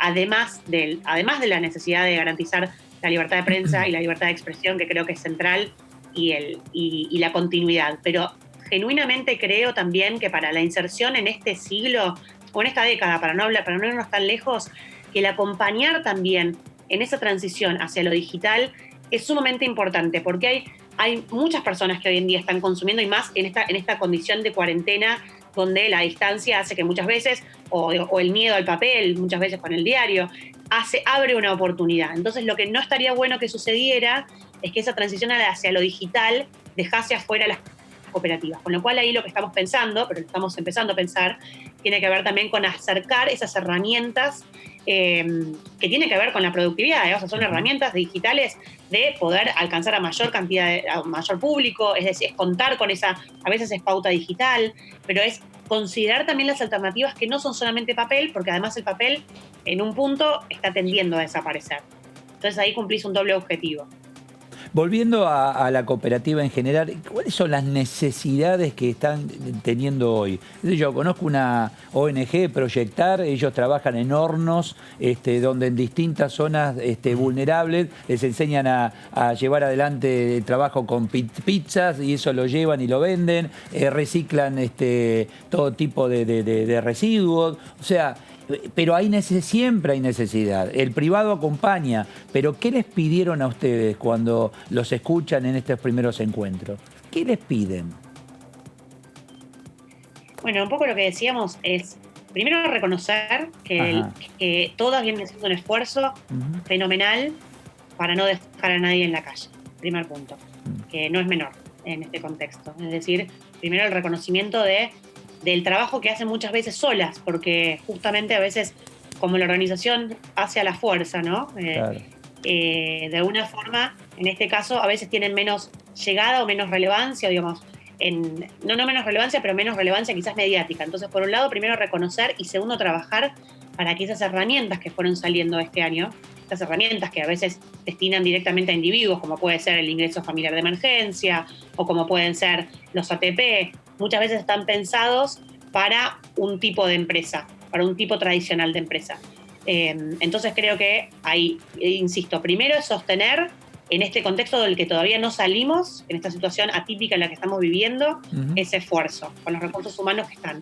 Y en segundo lugar, creo que ya estamos en condiciones de empezar a conversarlo, que es lo que hoy un poco empezamos a trabajar, es, uno, hablar de las cooperativas desde el punto de vista del trabajo, no desde el asistencialismo, que creo que insistieron varios en ese tema y me parece acertado, que tiene que ver, acá no estamos hablando de subsistencia, no estamos hablando de asistir a alguien que no se lo merece, estamos hablando de, son productoras de servicios, de productos, de acompañamiento a las sociedades en cada una de sus provincias, con lo cual estamos hablando de un esquema del mundo del trabajo, de la productividad, de la producción y de la creación de empleo.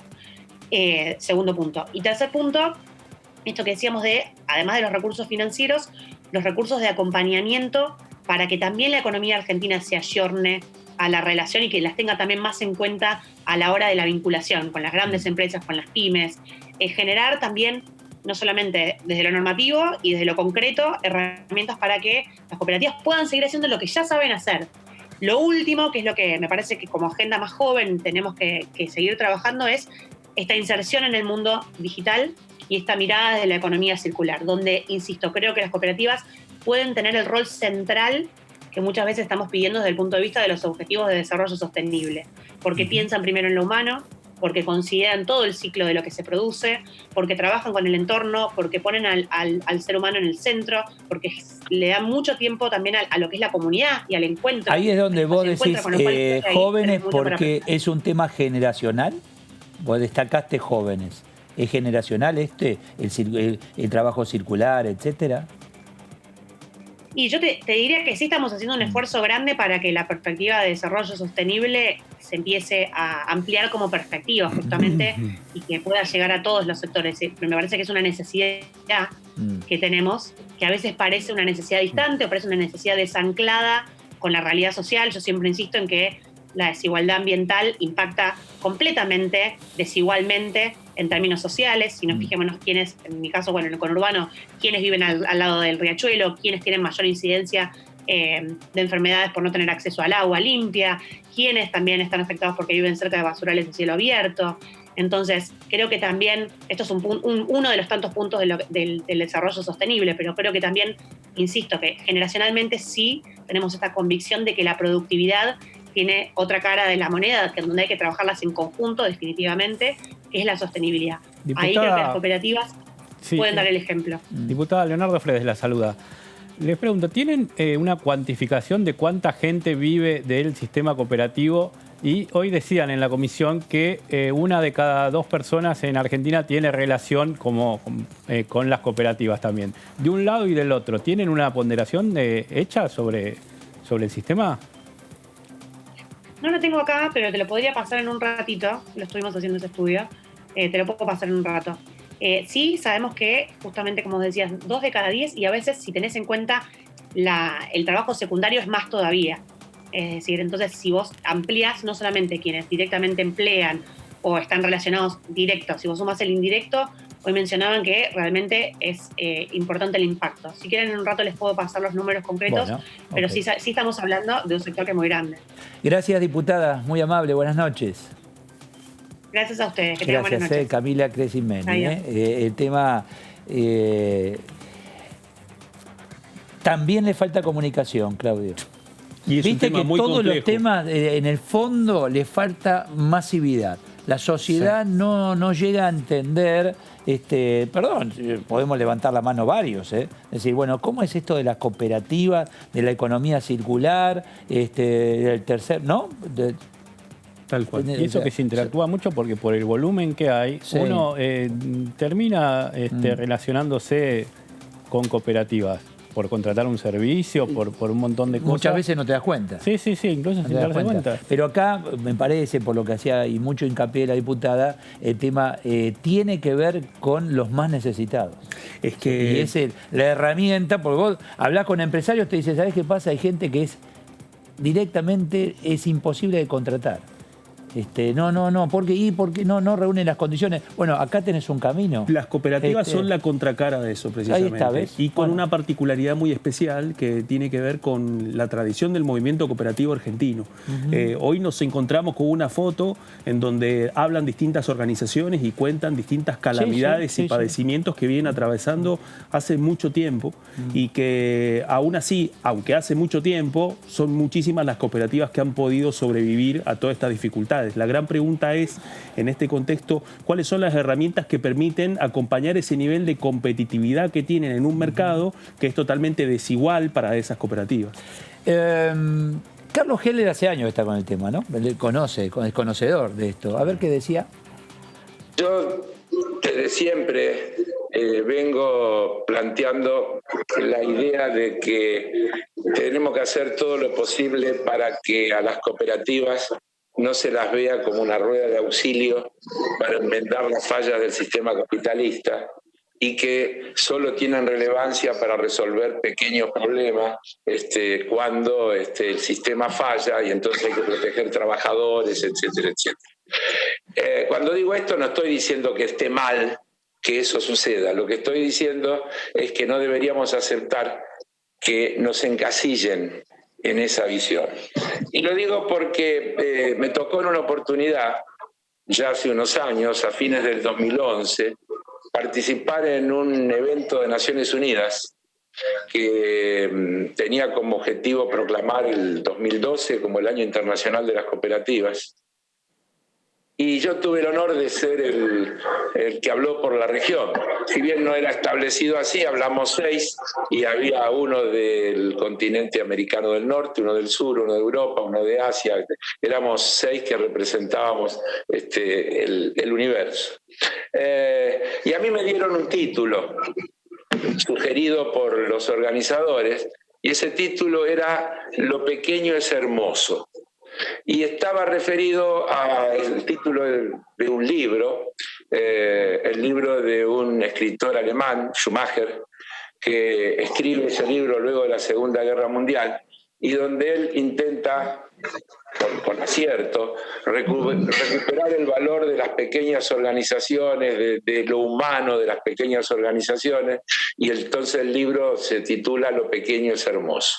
Y en esa intervención mía en Naciones Unidas, después de agradecerle la invitación, les dije que no aceptaba el título, porque creía que era incorrecto desde el punto de vista conceptual, que yo creía que el gran desafío que teníamos las cooperativas en el mundo era demostrar que éramos capaces de hacer cosas a gran escala conservando los valores de lo pequeño.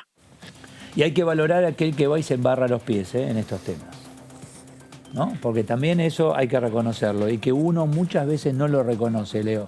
Sí. La persona que, más allá de su actividad, fuera de hora de su actividad, va y acompaña a aquellos que necesitan, armando las cooperativas, armando, ¿no? A ver, te pide una ayuda, me conseguís zapatos, y vos levantás el teléfono del otro lado, necesito saber. Esto es fácil, también es un eslabón necesario, ¿no? Es un eslabón necesario, pero el que está ahí, que se embarró las patas en la Villa X, en el barrio vulnerable, es lo que vale, ¿no? Claudio. Y la posibilidad de generar trabajo en un momento en donde muchos privados plantean, digamos, el tema del trabajo, digamos, como una dación. lo interesante del mundo cooperativo es cómo se genera trabajo en momentos de crisis, en situaciones muy complejas. Yo no rivalizaría, decir, bueno, No, este contra este. Me parece que es una Mirá pieza... que se necesitan, Claudio. No, sin duda, pero es importante... No demonicemos al que... No, al contrario. Me parece que a lo que me refería es precisamente poder aportar el contexto de un sector invisibilizado que a pesar de la situación de la crisis sigue generando trabajo. Está bien. Sí, porque el trabajo está. Y no descuidemos la utilización de esa gente para fines que nada tiene que ver con el trabajo. Y ¿no? el marco de la cooperativa permite otro nivel de participación en donde precisamente eso también es un buen anticuerpo ante el clientelismo. En medio de todo esto estamos sufriendo, todo esto es transversal, por supuesto hay sectores de la sociedad que lo sufren mucho más que otros, que tiene que ver con este virus, con el COVID-19, con este nuevo coronavirus y lamentablemente tiene que ver con lo que se está viviendo en todo el mundo y aquí en Argentina con un incremento importante. Cambiaron la forma de contabilizar las camas, ¿viste? En relación a la terapia intensiva, pero los datos que recibimos ahora desde el Ministerio de Salud, en principio vamos a... duplicamos la cantidad diaria de fallecidos, lo duplicamos.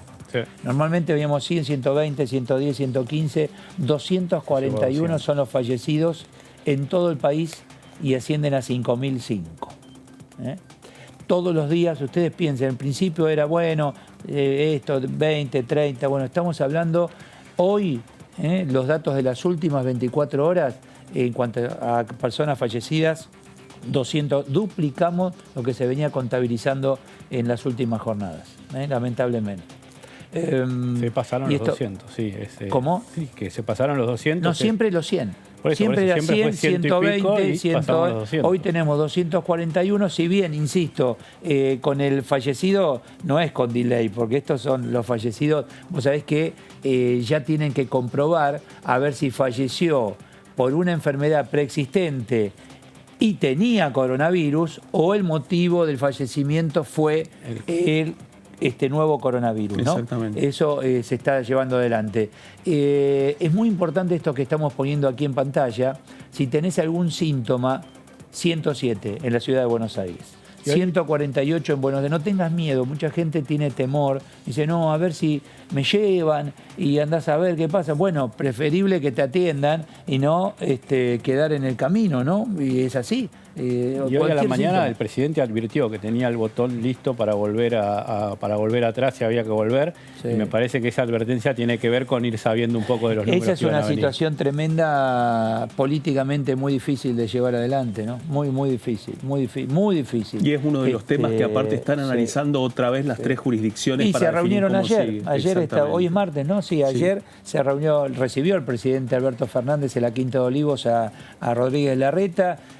Cafiero, el jefe de gabinete, dijo esperemos miércoles, jueves a ver los números, acá tenés los números, para ver qué hacemos a partir de la próxima semana. Se vence el domingo esta nueva etapa, y ver qué se hace a partir del lunes, ¿no? Exactamente, es decir que en los próximos días viene otra escena que ya venimos participando y la estamos viendo, que es la del anuncio. Decisión tremenda. Así es. Porque vos ponete en el lugar de cualquiera que nos está mirando en este momento, qué sé yo, que dice, mirá, todo bien, yo entiendo, hay personas fallecidas, pero yo hace 4 meses que en casa no entra un peso. Y estoy acumulando deuda y estoy renegociando el mínimo de la tarjeta de crédito y no puedo pagar el alquiler y tengo el colegio de los chicos. Bueno, la vida, sí, ya sé, pero ¿y mientras tanto qué? Y en ese caso el intendente, gobernadores y presidente tienen que tomar la decisión.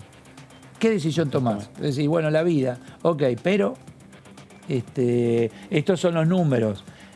Ya el ministro de Salud de la provincia de Buenos Aires, cuando Goyán dijo, miren, sería imposible ir a vacaciones a la costa atlántica, vacacionar a la costa atlántica si no existe la vacuna.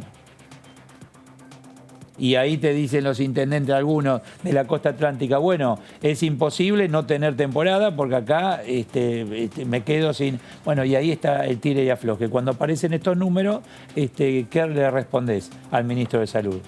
¿Qué le respondés? Que es una de las... En el medio de la flexibilización de hecho de la cuarentena, que pasa en distintos lugares, en donde el malestar es protagonizado por comerciantes, desgraciadamente muchos de esos comerciantes la después necesidad, te diría, se más que encuentran, malestar. sí, y en el marco de esa necesidad se encuentran después con la paradoja angustiante de afrontar el temor del contagio. Esa es la situación paradojal que les toca atravesar en el medio de esta situación crítica. Y además que la costa, bueno, vive gran parte de porteños y bonaerenses de este cordón. Digo, por ahí podés hacer un conducto para turismo interno. Hoy el tema, el escándalo fue, y lógico escándalo, los vuelos. 60 días más, el ministro de Transporte. 60 días más en el vuelo, que era a partir del 1 de septiembre. El 1 de septiembre, que ya había recibido crítica. En su momento, el 1 de septiembre fue criticado. Ahora, hoy fue un escándalo.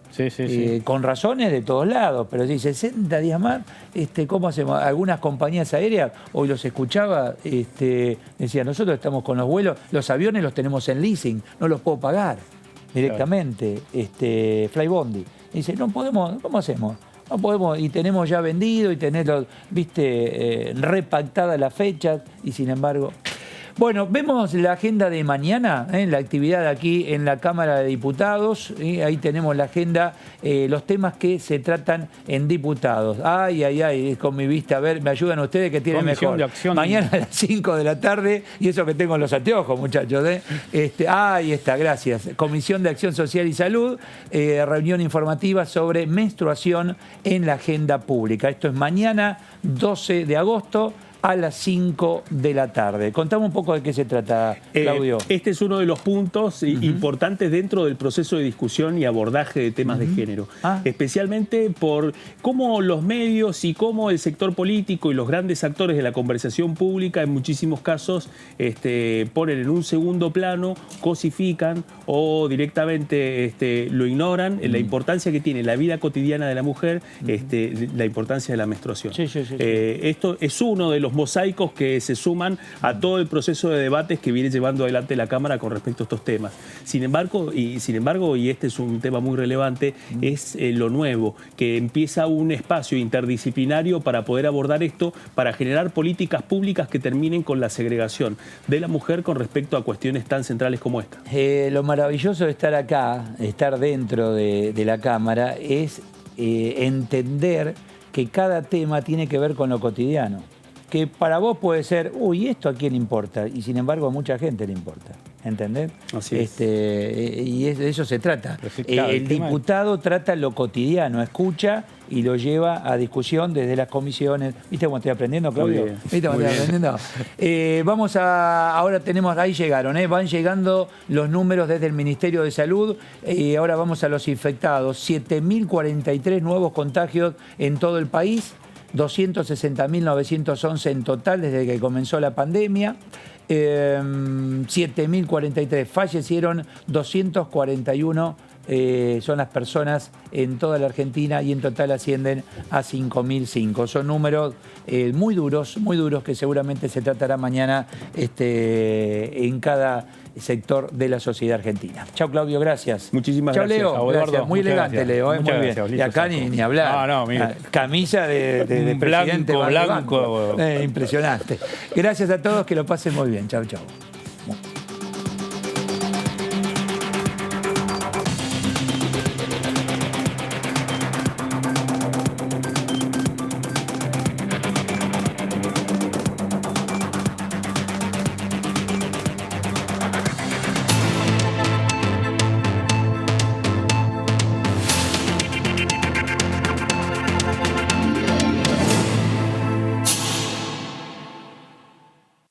Al virus lo frenamos entre todos. Al virus lo frenamos entre todos. Al virus lo frenamos entre todos. Al virus lo frenamos entre todos. Al virus lo frenamos entre todos.